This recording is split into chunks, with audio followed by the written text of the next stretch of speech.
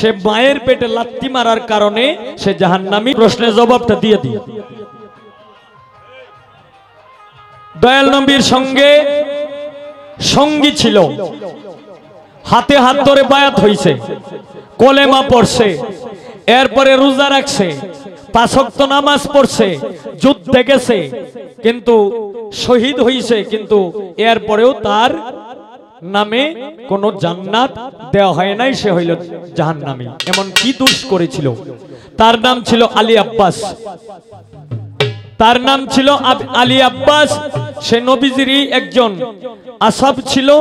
কিন্তু এই আলী আব্বাস হঠাৎ করে একদিন তার মায়ের পেটে লাত্তি মেরেছিল।